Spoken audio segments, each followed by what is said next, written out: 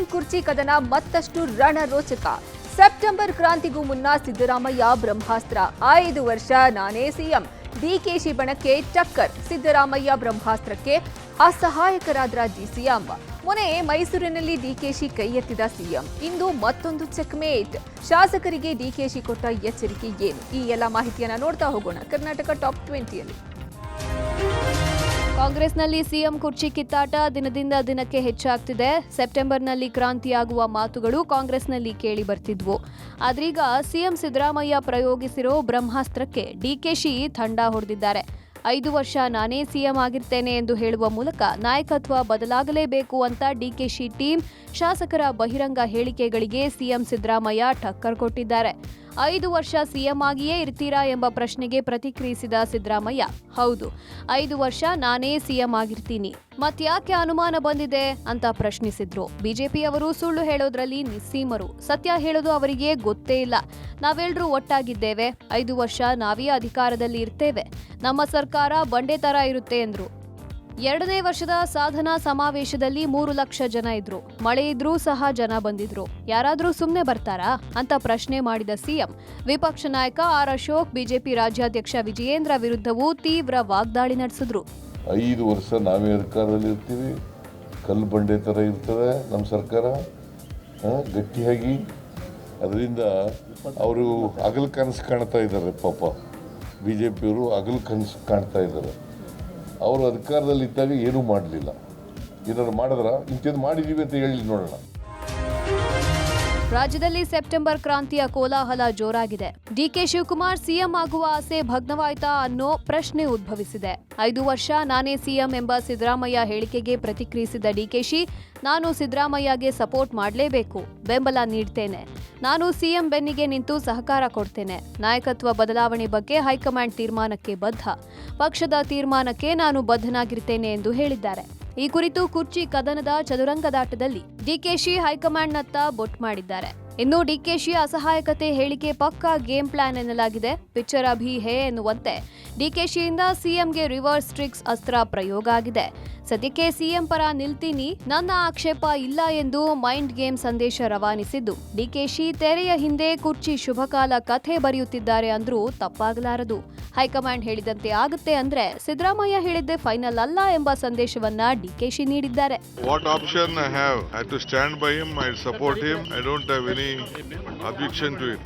Whatever the party high-command tells, whatever he desires, it will be fulfilled. ಕಾಂಗ್ರೆಸ್ನಲ್ಲಿ CM ಬದಲಾವಣೆ ಕೂಗಿಗೆ ಸಿದ್ದರಾಮಯ್ಯ ಅಧಿಕೃತ break ಹಾಕಿದ್ರಾ ಅನ್ನೋ ಪ್ರಶ್ನೆ ಮೂಡಿದೆ. ಆಪ್ತ ಕೂಟದಿಂದ ಫುಲ್ ಟರ್ಮ್ ಸಿಎಂ ಕೂಗಿನ ಬೆನ್ನಲ್ಲೇ ಸಿದ್ದರಾಮಯ್ಯ ಕೂಡ ಅಧಿಕೃತ ಮುದ್ರೆ ಒತ್ತಿದ್ದಾರೆ. ಯಾವಾಗ ಡಿಕೆಶಿ ಟೀಮ್ನಿಂದ ಮುಂದಿನ ಸಿಎಂ ಡಿಕೆ ಎಂಬ ಕೂಗು ಕಾವೇರಿ ನಿವಾಸಕ್ಕೆ ಕೇಳಿಸಲು ಶುರುವಾಯಿತು, ಆಗ್ಲೇ ಸಿಎಂ ಸಿದ್ದರಾಮಯ್ಯ ಟ್ರಿಕಿ ಗೇಮ್ ಶುರು ಮಾಡಿದ್ರು. ಮೊನ್ನೆ ಮೈಸೂರು ಏರ್ಪೋರ್ಟ್ನಲ್ಲಿ ಡಿಕೆಶಿ ಕೈ ಎತ್ತಿದ್ದ ಸಿಎಂ ಬಂಡೆ ಸರ್ಕಾರ ಎಂದಿದ್ರು.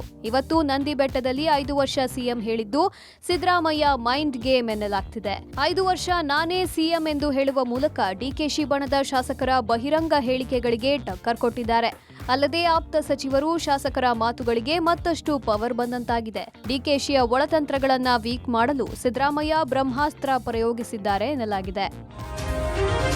ಕಾಂಗ್ರೆಸ್ ರಾಜ್ಯ ಉಸ್ತುವಾರಿ ರಣದೀಪ್ ಸುರ್ಜೇವಾಲಾ ಬೆಂಗಳೂರಿನಲ್ಲಿದ್ದಾಗಲೇ ಪವರ್ ಶೇರಿಂಗ್ ಕಚ್ಚಾಟ ಮತ್ತೆ ಮುನ್ನೆಲೆಗೆ ಬಂದಿದೆ. ಡಿಕೆಶಿ ಸಿಎಂ ಆಗಲಿದ್ದಾರೆ ಎಂದಿರೋ ರಾಮನಗರ ಶಾಸಕ ಇಕ್ಬಾಲ್ ಹುಸೇನ್ ಮತ್ತೆ ಹೇಳಿಕೆಯನ್ನ ಸಮರ್ಥಿಸಿಕೊಂಡಿದ್ದಾರೆ. ಡಿಕೆ ಶಿವಕುಮಾರ್ ನಮ್ಮ ನಾಯಕರು ನೋಟಿಸ್ ಕೊಡ್ಲಿ, ನಾನು ನನ್ನ ಹೇಳಿಕೆಗೆ ಬದ್ಧವಾಗಿದ್ದೇನೆ ಎಂದು ಹೇಳಿದ್ದಾರೆ. ನನ್ನ ಅಭಿಪ್ರಾಯವನ್ನ ನಾನು ಹೈಕಮಾಂಡ್ಗೆ ತಿಳಿಸಿದ್ದೇನೆ. ದೇವರಾಜ ಅರಸು ಬಿಟ್ರೆ ಸಿದ್ದರಾಮಯ್ಯ 5 ವರ್ಷಗಳ ಕಾಲ ಉತ್ತಮ ಆಡಳಿತ ಕೊಟ್ಟಿದ್ದಾರೆ. ಡಿಕೆಶಿ ಕಷ್ಟಪಟ್ಟು ಹೋರಾಟ ಮಾಡಿ ಪಕ್ಷ ಕಟ್ಟಿದ್ದಾರೆ. ಇವತ್ತಿನ ಪರಿಸ್ಥಿತಿಯಲ್ಲಿ ಡಿಕೆಶಿಗೆ ಅವಕಾಶ ಸಿಗಬೇಕು ಎಂದು ಇಕ್ಬಾಲ್ ಹುಸೇನ್ ಹೇಳಿದ್ದಾರೆ. ಇನ್ನು ಇಕ್ಬಾಲ್ ಹುಸೇನ್ಗೆ ನೋಟಿಸ್ ನೀಡಿರೋ ಕುರಿತು ವಿಪಕ್ಷ ನಾಯಕ ಆರ್ ಅಶೋಕ್ ವ್ಯಂಗ್ಯವಾಡಿದ್ದಾರೆ. ಮಗು ಚಿವುಟೋದು ಅವರೇ, ತೊಟ್ಟಿಲು ತೂಗೋದು ಅವರೇ, ಡಿಸಿಎಂ ನಿಮ್ಮ ನಾಟಕ ಚೆನ್ನಾಗಿದೆ ಎಂದು ಎಕ್ಸ್ ನಲ್ಲಿ ಪೋಸ್ಟ್ ಮಾಡಿದ್ದಾರೆ. ಕೊಡ್ಲಿ, ನಾವು ನಮ್ಮ ನಾಯಕರು ಪ್ರದೇಶ ಕಾಂಗ್ರೆಸ್ ಸಮಿತಿ ಅಧ್ಯಕ್ಷರವರು ಆ ಅಧ್ಯಕ್ಷ ಸ್ಥಾನದಲ್ಲಿ ಕೂತು ಯಾರನ್ನು ಬೇಕಾದ್ರೂ ಶಿಸ್ತುಬದ್ಧವಾಗಿ ಕ್ರಮ ತಗೊಳ್ಳಕ್ಕೆ ಅವರಿಗೆ ಶಕ್ತಿ ಇದೆ, ಕೊಟ್ಟಿದ್ದಾರೆ ನನಗೆ.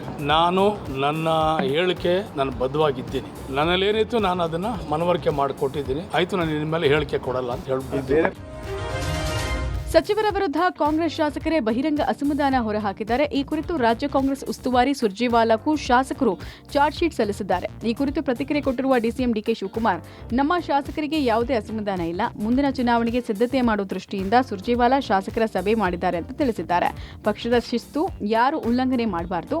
ಪಕ್ಷದ ಶಿಸ್ತು ಯಾರೇ ಉಲ್ಲಂಘನೆ ಮಾಡಿದ್ರೂ ಕೂಡ ನೋಟಿಸ್ ಕೊಡ್ತೀವಿ ಅಂತ ಮತ್ತೊಮ್ಮೆ ಡಿಕೆಶಿ ಶಾಸಕರಿಗೆ ಎಚ್ಚರಿಕೆ ಕೊಟ್ಟಿದ್ದಾರೆ. ರಾಮನಗರ ಶಾಸಕ ಇಕ್ಬಾಲ್ ಹುಸೇನ್ಗೆ ನೋಟಿಸ್ ಕೊಟ್ಟಿರೋ ವಿಚಾರಕ್ಕೆ ಸಂಬಂಧಪಟ್ಟಂತೆ ಪ್ರತಿಕ್ರಿಯೆ ಕೊಟ್ಟಂತಹ ಅವರು, ಇಕ್ಬಾಲ್ ಹುಸೇನ್ಗೂ ನೋಟಿಸ್ ಕೊಡ್ತೀನಿ, ಬೇರೆ ಅವರಿಗೂ ನೋಟಿಸ್ ಕೊಡಬೇಕಾಗತ್ತೆ. ಸಿದ್ದರಾಮಯ್ಯ ಮುಖ್ಯಮಂತ್ರಿ ಇದ್ದಾಗ ಬೇರೆ ಯಾರು ಅಪಸ್ವರ ಎತ್ತಬಾರದು ಅಂತ ಡಿಕೆಶಿ ಎಚ್ಚರಿಕೆ ಕೊಟ್ಟರು. ಪಕ್ಷಕ್ಕಾಗಿ ನನ್ನಂತ ನೂರಾರು ಕಾರ್ಯಕರ್ತರು ಕಷ್ಟಪಟ್ಟಿದ್ದಾರೆ, ನಾನೊಬ್ಬನೇ ಕಷ್ಟಪಟ್ಟಿದ್ದೀನಿ ಅಂತ ಹೇಳೋ ಮೂಲಕ ಸಿಎಂ ಪರ ಬ್ಯಾಟಿಂಗ್ ಮಾಡಿದ್ರು.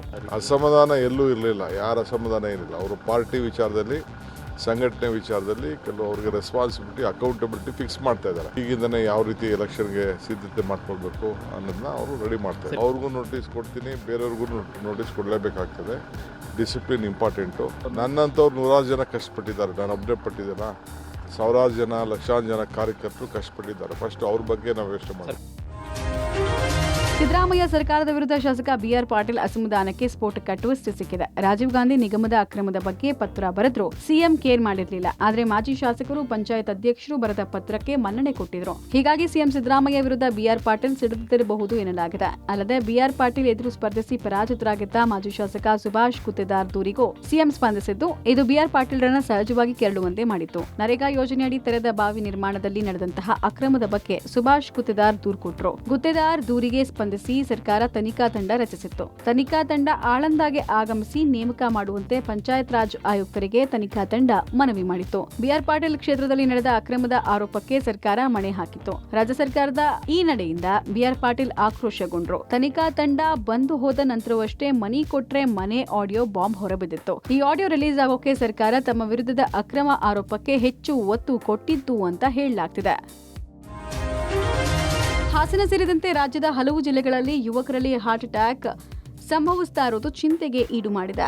ಹೃದಯಾಘಾತಕ್ಕೆ ಕೋವಿಡ್ ಲಸಿಕೆ ಕಾರಣ ಅಂತ ಹೇಳಲಾಗ್ತಾ ಇತ್ತು. ಈ ಬಗ್ಗೆ ಭಾರತೀಯ ವೈದ್ಯಕೀಯ ಸಂಶೋಧನಾ ಮಂಡಳಿ ಸ್ಪಷ್ಟನೆ ಕೊಟ್ಟಿದ್ದು, ಕೋವಿಡ್ ಲಸಿಕೆಗೂ ಹೃದಯಾಘಾತದ ಸಾವಿಗೂ ಸಂಬಂಧ ಇಲ್ಲ ಅಂತ ತಿಳಿಸಿದೆ. ಹಾರ್ಟ್ ಅಟ್ಯಾಕ್ ಕುರಿತು ಐಸಿಎಂಆರ್ ಮತ್ತು ಏಮ್ಸ್ ದೇಶದ 19 ರಾಜ್ಯ ಮತ್ತು ಕೇಂದ್ರಾಡಳಿತ ಪ್ರದೇಶಗಳ 47 ಆಸ್ಪತ್ರೆಯಲ್ಲಿ ಅಧ್ಯಯನ ನಡೆಸಿತು. ಆರೋಗ್ಯವಾಗಿದ್ದರೂ ಹಠಾತ್ತನೆ ಮರಣ ಹೊಂದಿದ ವ್ಯಕ್ತಿಗಳ ಮೇಲೆ ಅಧ್ಯಯನ ಮಾಡಲಾಗಿದ್ದು, ಕೋವಿಡ್-19 ಲಸಿಕೆ ಮತ್ತು ಹಠಾತ್ ಸಾವುಗಳ ವರದಿಗಳ ನಡುವೆ ಯಾವುದೇ ನೇರ ಸಂಬಂಧ ಇಲ್ಲ ಅಂತ ತಿಳಿಸಿದೆ. ಇನ್ನು ಈ ಕುರಿತು ಆರೋಗ್ಯ ಸಚಿವ ದಿನೇಶ್ ಗುಂಡೂರಾವ್ ಪ್ರತಿಕ್ರಿಯೆ ಕೊಟ್ಟಿದ್ದಾರೆ. ಕೋವಿಡ್ ಲಸಿಕೆಯಿಂದ ಹಲವರ ಜೀವ ಉಳಿದಿದೆ. ವಿಶ್ವದಾದ್ಯಂತ ಕೋವಿಡ್ ಲಸಿಕೆ ಅಡ್ಡ ಪರಿಣಾಮಗಳ ಬಗ್ಗೆ ಚರ್ಚೆ ಆಗ್ತಾ ಇದೆ, ಸಂಶೋಧನೆ ಕೂಡ ನಡೀತಾ ಇದೆ.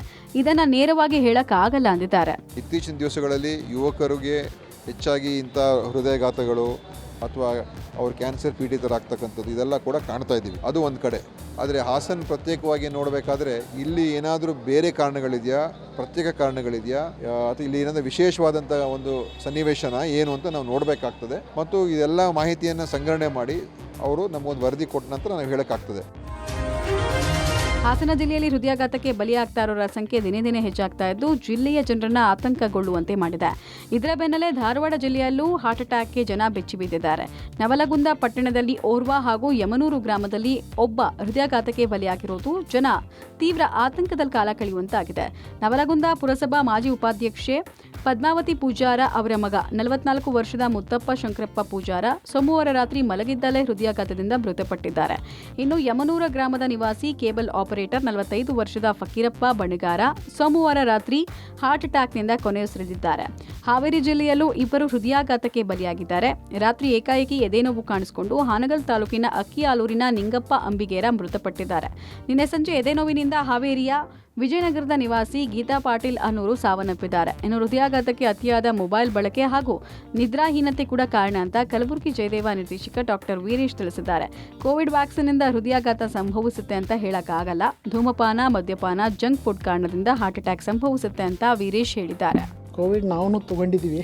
So we have taken 3 doses. Cannot blame one reason. ಈಗ ಆಫ್ ಲೇಟ್ ಏನಾಗ್ತಾ ಇದೆ, ಲೈಕ್ ಹ್ಯಾಬಿಟ್ಸ್ ಹೆಚ್ಚಾಗ್ತಾ ಇದೆ ಜನರಲ್ಲಿ. ಸ್ಮೋಕಿಂಗ್ ಆಗಲಿ, ಗುಟ್ಕಾ ತಂಬಾಕು ಸೇವನೆ ಆಗಲಿ, ಆಲ್ಕೋಹಾಲ್ ಸೇವನೆ ಆಗಲಿ. ಸೊ ಔಟ್ಸೈಡ್ ಊಟದ್ರಲ್ಲಿ ಈಗ ಏನು ಕೆಮಿಕಲ್ಸ್ ಹಾಕ್ತಾರೋ ಇದೆಲ್ಲ it is not good for health. Heart attack ಆಗೋ ಸಾಧ್ಯತೆ ಹೆಚ್ಚಾಗುತ್ತೆ. ಸಿಎಂ ಸಿದ್ದರಾಮಯ್ಯ ಅವರಿಂದ ವೇದಿಕೆ ಮೇಲೆ ಅಪಮಾನಕ್ಕೆ ಒಳಗಾಗಿದ್ದ ಧಾರವಾಡದ ಎಎಸ್ಪಿ ನಾರಾಯಣ ಬರಮಣ್ಣಿ ಅವರು ಸ್ವಯಂ ನಿವೃತ್ತಿಗೆ ಸರ್ಕಾರಕ್ಕೆ ಮನವಿ ಮಾಡಿದ್ದಾರೆ. ಬೆಳಗಾವಿಯಲ್ಲಿ ನಡೆದ ಸಮಾರಂಭದಲ್ಲಿ ಅಧಿಕಾರಿ ನಾರಾಯಣ ಬರಮಣ್ಣಿ ಮೇಲೆ ಸಿಎಂ ಕಪಾಳ ಮೋಕ್ಷಕ್ಕೆ ಮುಂದಾಗಿದ್ರು. ಇದರಿಂದ ನೊಂದಿದ್ದ ಎಎಸ್ಪಿ ಸರ್ಕಾರಿ ಕೆಲಸಕ್ಕೆ ಗುಡ್ ಬೈ ಹೇಳೋಕೆ ಮುಂದಾಗಿದ್ದಾರಾ ಅನ್ನೋ ಪ್ರಶ್ನೆ ಮೂಡಿದೆ. ಸ್ವಯಂ ಪ್ರೇರಿತ ನಿವೃತ್ತಿಗೆ ನಾರಾಯಣ ಅವರು ಅರ್ಜಿ ಸಲ್ಲಿಸಿದ್ದು, ಹಿರಿಯ ಅಧಿಕಾರಿಗಳು ಸಿಎಂ ಸಮ್ಮುಖದಲ್ಲಿ ಮನವೊಲಿಸೋಕೆ ಪ್ರಯತ್ನಿಸಿದ್ದಾರೆ. ಇನ್ನು ಎಎಸ್ಪಿ ನಾರಾಯಣ ಬರಮಣ್ಣಿ ವಿಆರ್ಎಸ್ ನಿರ್ಧಾರಕ್ಕೆ ಸಂಬಂಧಪಟ್ಟಂತೆ ಗೃಹ ಸಚಿವ ಪರಮೇಶ್ವರ್ ಪ್ರತಿಕ್ರಿಯೆ ಕೊಟ್ಟಿದ್ದಾರೆ. ಎಎಸ್ಪಿ ಜೊತೆಗೆ ನಾನು ಎಚ್ ಕೆ ಪಾಟೀಲ್ ಮಾತಾಡಿದೀವಿ, ಅವರಿಗೆ ಪೋಸ್ಟಿಂಗ್ ಕೊಡ್ತೇವೆ. ಸಿಎಂ ಅವರು ಉದ್ದೇಶಪೂರ್ವಕವಾಗಿ ಹಾಗೆ ಮಾಡಲಿಲ್ಲ ಅಂತ ಸಮರ್ಥನೆ ಕೊಟ್ಟಿದ್ದಾರೆ. ಅದೇ ಥರ ಏನಿಲ್ಲ, ನಾನು ಮಾತಾಡಿದ್ದೀನಿ ಅವ್ರ ಹತ್ರ, ಅವರಿಗೆ ಪೋಸ್ಟಿಂಗು ಕೂಡ ಕೊಡ್ತೇವೆ. ಮಾನ್ಯ ಮುಖ್ಯಮಂತ್ರಿಗಳು ಇಂಟೆನ್ಷನ್ ಆಗಿ ಅದು ಸ್ಪರ್ ಆಫ್ ದಿ ಮೂಮೆಂಟಲ್ಲೇ ಆ ರೀತಿ ಆಗಿರ್ಬೋದು, ಆದರೆ ಇಂಟೆನ್ಷನ್ ಇಲ್ಲಿ ಆಗಿಲ್ಲ ಅಂತೇಳಿ ನಾನೇ ಕೂಡ ಮಾತಾಡಿದ್ದೀನಿ. ನಾನು ಮಾನ್ಯ ಎಚ್ ಕೆ ಪಾಟೀಲ್ರವರು ನಾವೆಲ್ಲ ಮಾತಾಡಿ ಅವರಿಗೆ ಪೋಸ್ಟಿಂಗ್ ಕೊಡ್ತೇವೆ. ರಾಜ್ಯ ಸರ್ಕಾರ ಬಿಬಿಎಂಪಿ ಸಹಯೋಗದೊಂದಿಗೆ ಬೆಂಗಳೂರಿನಲ್ಲಿ ಪರಿಶಿಷ್ಟ ಜಾತಿಗಳ ಸಮಗ್ರ ಸಮೀಕ್ಷೆ ನಡೆಸ್ತಾ ಇದೆ. ಆದರೆ ಸಮೀಕ್ಷಾ ತಂಡವು ಮನೆಗಳಿಗೆ ಭೇಟಿ ಕೊಟ್ಟು ಕುಟುಂಬಸ್ಥರ ಮಾಹಿತಿಯನ್ನ ಪಡೆಯದೆಯೇ ಮನೆಯ ಗೋಡೆಗೆ ಸ್ಟಿಕ್ಕರ್ ಅಂಟಿಸಿ ಹೋಗಿದ್ದಾರೆ. ನಿಮ್ಮ ಮನೆಯ ಸಮೀಕ್ಷೆ ಪೂರ್ಣ ಅಂತ ಸಮೀಕ್ಷೆ ನಡೆಸುವ ಸಿಬ್ಬಂದಿಗಳು ಮನೆಯ ಗೋಡೆ, ಬೈಕ್ಗಳ ಮೇಲೆ ಸ್ಟಿಕ್ಕರ್ ಅಂಟಿಸಿ ಹೋಗ್ತಿದ್ದಾರೆ. ಪರಿಶಿಷ್ಟ ಜಾತಿಗಳ ಸಮುದಾಯಕ್ಕೆ ಸೇರದೇ ಇದ್ರೂ ನಮ್ಮನ್ನ ಈ ಸಮುದಾಯಕ್ಕೆ ಸೇರಿಸಲಾಗಿದೆ ಅನ್ನೋ ಗೊಂದಲದಲ್ಲಿ ಜನ ಇದ್ದು ಸಹಾಯವಾಣಿಗೆ ಕರೆ ಮಾಡಿ ಅಧಿಕಾರಿಗಳಿಗೆ ಕ್ಲಾಸ್ ತೆಗೆದುಕೊಳ್ತಿದ್ದಾರೆ. ಅಲ್ಲದೆ ಕಾಟಾಚಾರದ ಸಮೀಕ್ಷೆಯ ಸಿಸಿಟಿವಿ ವಿಡಿಯೋವನ್ನ ಬೆಂಗಳೂರಿನ ಜನ ವೈರಲ್ ಮಾಡಿದ್ದಾರೆ. ಇನ್ನು ಆಶಾ ಕಾರ್ಯಕರ್ತರಿಗೆ ಕಳೆದ 3 ತಿಂಗಳಿಂದ ಸರಿಯಾಗಿ ವೇತನ ಕೊಟ್ಟಿಲ್ಲ ಅನ್ನೋ ಆರೋಪ ಕೇಳಿಬಂದಿದೆ. ಇದೇ ಕಾರಣಕ್ಕೆ ಬೇಕಾಬಿಟ್ಟಿ ಸಮೀಕ್ಷೆ ನಡೀತಿದೆ ಎನ್ನಲಾಗಿದೆ. ಪರಿಶಿಷ್ಟ ಜಾತಿಗಳ ಸಮಗ್ರ ಸಮೀಕ್ಷೆಗೆ ಬೆಂಗಳೂರಿನಲ್ಲಿ ವ್ಯಾಪಕ ವಿರೋಧಗಳು ವ್ಯಕ್ತವಾಗ್ತಾ ಇದ್ದಾವೆ. ಸದ್ಯ ಮನೆ ಮನೆಗೆ ಎಲ್ಲೆಲ್ಲಿ ಸ್ಟಿಕ್ಕರ್ಗಳನ್ನು ಅಂಟಿಸಿದ್ದಾರೆ ಅದರ ದೃಶ್ಯಗಳನ್ನು ತೋರಿಸ್ತಾ ಹೋಗ್ತೇನೆ. ಪ್ರತಿ ಮನೆಗೂ ಕೂಡ 2 ಸ್ಟಿಕ್ಕರ್ಗಳನ್ನು ಅಳವಡಿಕೆ ಮಾಡಿ ಹೋಗಿದ್ದಾರೆ. ಒಂದಿಷ್ಟು ವಿಪರ್ಯಾಸ ಅಂತಂದರೆ ಯಾರು ಇದು ಅಂಗನವಾಡಿ ಸಹಾಯಕಿಯರು ಅಥವಾ ಆಶಾ ಕಾರ್ಯಕರ್ತರು ಬೇರೆ ಬೇರೆ ಸಿಬ್ಬಂದಿಗಳನ್ನು ಈ ಒಂದು ಸಮೀಕ್ಷೆಗೆ ಬಳಕೆ ಮಾಡಿಕೊಳ್ಳಲಾಗಿತ್ತು. ಇದು ಹನುಮಂತ ನಗರದ ಶ್ರೀನಗರ ಪೈಪ್ಲೈನ್ ರೋಡು. ಈ ಒಂದು ಏರಿಯಾದಲ್ಲಿ ಪ್ರತಿ ಮನೆಗಳಿಗೂ ಕೂಡ 2 ಸ್ಟಿಕ್ಕರ್ಗಳನ್ನು ಅಂಟಿಸಿದ್ದಾರೆ. ಜೊತೆಗೆ ಆ ಮನೆಗಳಿಗೆ ಬಂದು ಯಾವ ಸಮುದಾಯದವರು ಅಥವಾ ಎಷ್ಟು ಜನ ಇದ್ದೀರಿ, ಏನೆಲ್ಲ ಮಾಹಿತಿ ಇದೆ ಅನ್ನುವಂಥದ್ದು ಯಾವುದು ಕೂಡ ಮನೆಯ ಸದಸ್ಯರನ್ನು ಕೇಳಿಲ್ಲ. ನೇರವಾಗಿ ಬಂದಿದ್ದಾರೆ, ಸ್ಟಿಕ್ಕರನ್ನು ಅಂಟಿಸಿದ್ದಾರೆ, ಹೋಗಿದ್ದಾರೆ.